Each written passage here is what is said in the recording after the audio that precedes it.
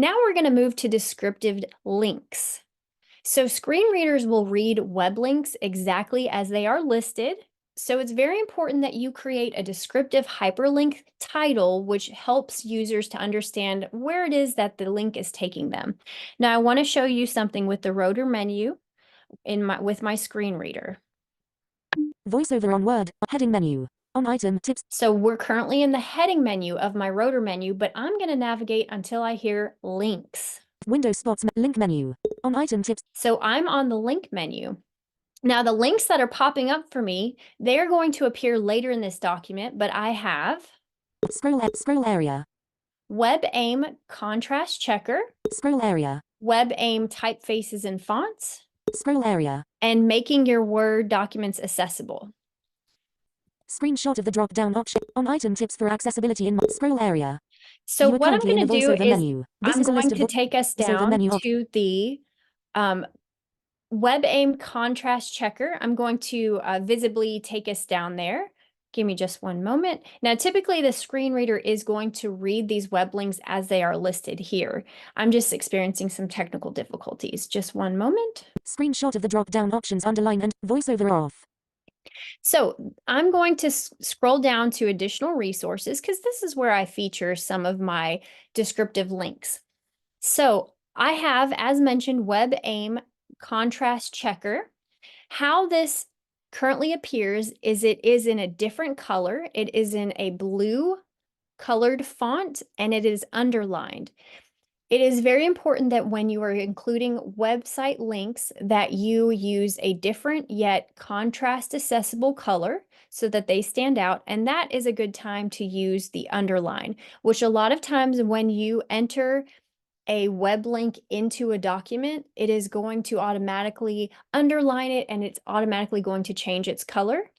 So let's walk through some of the steps to ensure that a hyperlink is made into descriptive text. So I'm going to right click on the hyperlink and I'm going to select hyperlink, edit hyperlink. And this pops up the edit hyperlink pop-up box. Now, text to display is at the top of this box and I put in WebAIM contrast checker. Currently, it's on the tab that's web page or file, and it says link to an existing file or web page. And the actual address, the link address, is written in the address area. Now, that's going to be your full HTTPS web link. But what is happening is the text displaying is only WebAIM contrast checker.